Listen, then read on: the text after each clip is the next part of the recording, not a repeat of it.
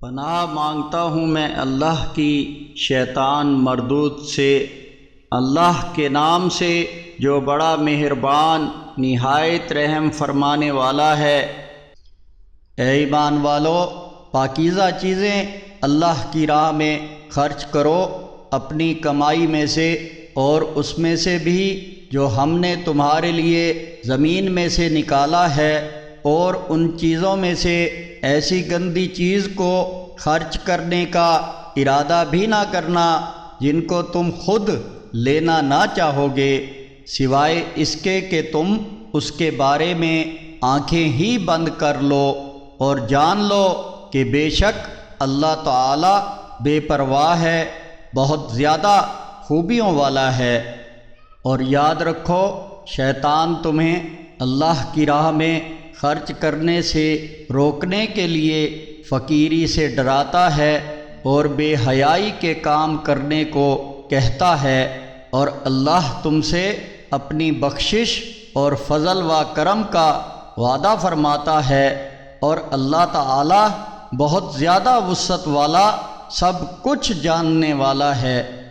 وہ جسے چاہتا ہے حکمت عطا فرماتا ہے، اور جسے حکمت عطا کر دی گئی تو اسے حقیقت میں بڑی دولت مل گئی، اور نصیحت تو عقل مند لوگ ہی قبول کرتے ہیں۔ اور تم اللہ کی راہ میں جو کچھ خرچ کرو یا نظر مانو، اللہ اسے جانتا ہے، اور ظالموں کا کوئی مددگار نہ ہوگا۔ اگر تم خیرات کو ظاہر کر کے دو تو یہ بھی اچھی بات ہے، اور اگر چھپا کر دو اور دو بھی ضرورت مندوں کو تو تمہارے لیے زیادہ بہتر ہے۔ اس طرح کا دینا یہ تم سے تمہاری برائیاں دور کر دے گا، اور اللہ تعالی تمہارے اعمال سے خوب باخبر ہے۔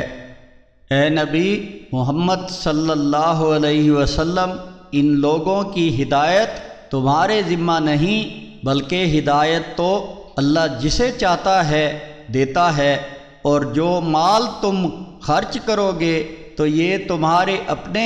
فائدے کے لیے ہوگا، اور تم صرف اللہ ہی کی رضامندی کی طلب کے لیے خرچ کرو گے، اور تم جو مال بھی اللہ کی راہ میں خرچ کرو گے اس کا تم کو پورا پورا اجر ملے گا، اور تم پر کوئی ظلم نہیں کیا جائے گا۔ صدقہ و خیرات تو ان حاجت مند لوگوں کے لیے ہیں جو اللہ کی راہ میں ایسے رکے بیٹھے ہیں کہ اپنے معاش کے لیے زمین میں چل پھر نہیں سکتے۔ ناواقف لوگ ان کے سوال نہ کرنے کی وجہ سے ان کو مالدار خیال کرتے ہیں، تم ان کے چہروں سے ان کو پہچان لوگے کہ حاجت مند ہیں، اور شرم کی وجہ سے منہ پھاڑ کر اور لوگوں سے لپٹ لپٹ کر نہیں مانگتے۔ تم جو مال بھی خرچ کرتے ہو اللہ کو خوب معلوم ہے۔